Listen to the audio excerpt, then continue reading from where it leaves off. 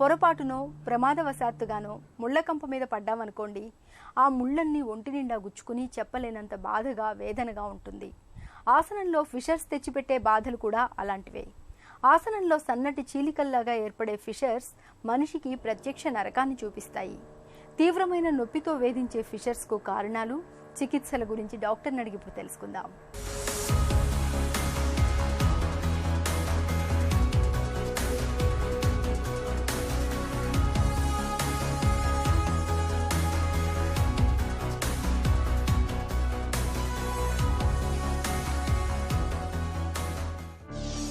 Fissures అంటే ఏంటి? Anal fissures అన్నవి యానల్ మ్యూకోజా ఎప్పుడైతే చినుగుతుందో దాన్ని ఫిషర్ అంటామండి. ఇది సాధారణంగా ఎక్కువగా టెన్షన్ పడే వాళ్ళలో, లేదా ఎవరికైతే మోషన్ ఇబ్బందిగా వస్తుందో, ముక్కడానికి ట్రై చేస్తారో, ఎవరికైతే హార్డ్ స్టూల్స్ ఉంటాయో వీళ్ళలో ఎక్కువ చూస్తూ ఉంటాం. సో ఎప్పుడైతే మనిషి మోషన్ వెళ్ళడానికి ప్రయత్నించి విపరీతమైన నొప్పి వచ్చి మోషన్ని అంటుకొని బ్లడ్ వస్తూ ఉంది, వాళ్ళకి మంట ఎక్కువగా ఉంది, వాళ్ళు రోజు మోషన్ వెళ్ళాలంటే వాళ్ళకి ఒక నరకంలాగా అనిపిస్తే అప్పుడు వాళ్ళకి డౌట్ రావాలి. ఫిషర్స్ ఎందుకు వస్తాయి? అన్నిటికన్నా ముఖ్య కారణం అండి డయట్లో డిసిప్లిన్ లేకపోవడం వల్ల. బ్రేక్ఫాస్ట్ అన్నది, లంచ్ అన్నది అవాయిడ్ చేస్తున్నారు. డిన్నర్ అన్నది బాగా చేద్దామని మంచి కూర్చొని ఏ రాత్రి 9 10 they are trying to eat more. So ఈ లైఫ్ స్టైల్ వల్లనే ఈ ప్రాబ్లమ్స్ అనేవి ఎక్కువ అవుతున్నాయి. ప్రొద్దున టైంలో గంట సేపట్లో డైజెషన్ అయ్యే ఫుడ్ రాత్రి టైంలో 4 నుంచి 6 గంటలు కూడా తీసుకునే టైం ఉంటుంది. సో రాత్రి 10కి భోజనం చేస్తే ఇది అరగడానికి 3-4 ఇది అరుగుతుంది. దాని తర్వాత బాడీ అన్నది డైజెషన్ ప్రాసెస్ కంప్లీట్ చేసుకుని బ్రెయిన్కి రెస్ట్ ఇవ్వడానికి ట్రై చేస్తుంది. సో బ్రెయిన్కి రెస్ట్ ఎప్పుడైతే దొరుకుతుందో డీప్ క్వాలిటీ స్లీప్ అనేది స్టార్ట్ అవుతుంది. సో ఈ డీప్ క్వాలిటీ స్లీప్ అన్నది సాధారణంగా 6 to 8 hours ఉండాలి. సో 4 దాకా డైజెషన్ ప్రాసెస్ అయిన వాళ్ళకి ఈ డీప్ క్వాలిటీ స్లీప్ మళ్ళీ వాళ్ళు 7 గంటలకో నిద్ర వేస్తారు. లేచిన తర్వాత నిద్ర అన్నది సరిగ్గా ఉండదు. సో ఈ నిద్ర అన్నది సరిపోకపోవడము, దీనివల్ల స్ట్రెస్ అన్నది యాక్చువల్లీ క్రియేట్ అవుతుంది బాడీలో. స్ట్రెస్ క్రియేట్ అవ్వడం వల్ల అసిడిటీ అన్నది పెరుగుతుంది. ఎప్పుడైతే అసిడిటీ పెరుగుతుందో వాళ్ళు టైంకి భోజనం చేయాలని అనిపించదు, లేకపోతే కొంచెం తినంగానే వాళ్ళ కడుపు ఫుల్ అయిపోయిన ఫీలింగ్ వస్తుంది. దీనివల్ల బొవెల్ మూమెంట్స్ అనేవి డిస్టర్బ్ అయిపోతాయి.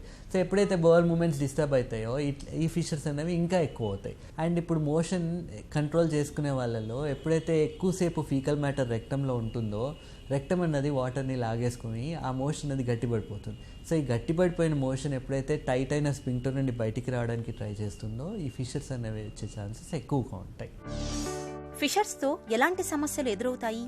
ఫిషర్ అన్నది అక్యూట్గా ఉన్నప్పుడు శరీరం 3 నుంచి 4 రోజుల్లో అది హీల్ చేసుకుంటుంది.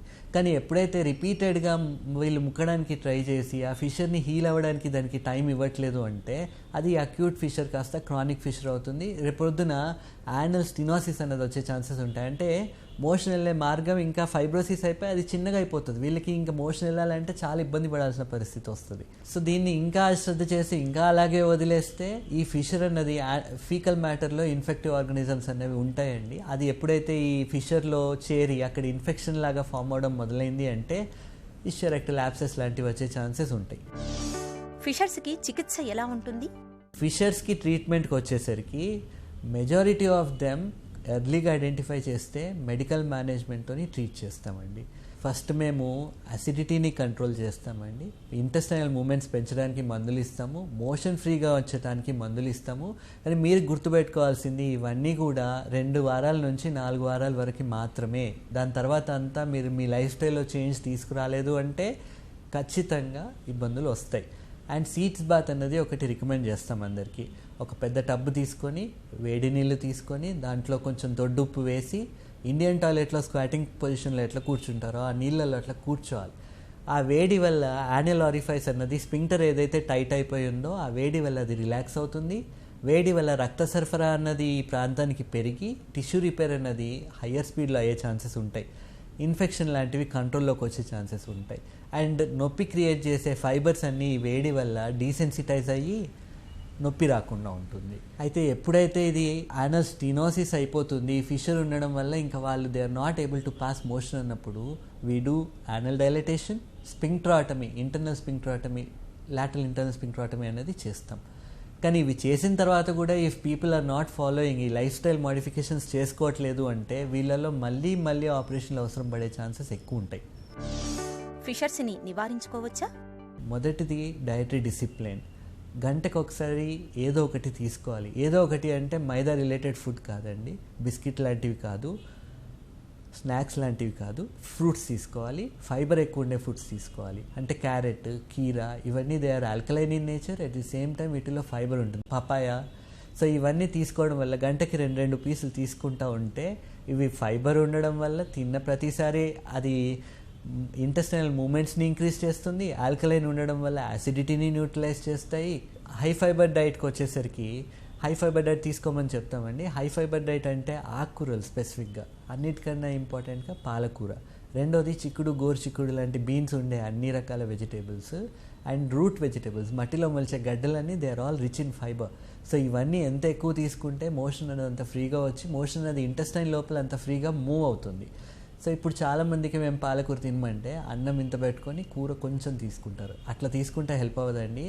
కూరలోనే అన్నం కలుపుకొని తినాలి. అంత ఎక్కువ ఫైబర్ తీసుకుంటే మోషన్ అది ఫ్రీగా వస్తుంది. సో ఇప్పుడు మూడవది వాటర్ ఎక్కువ తీసుకోవడం.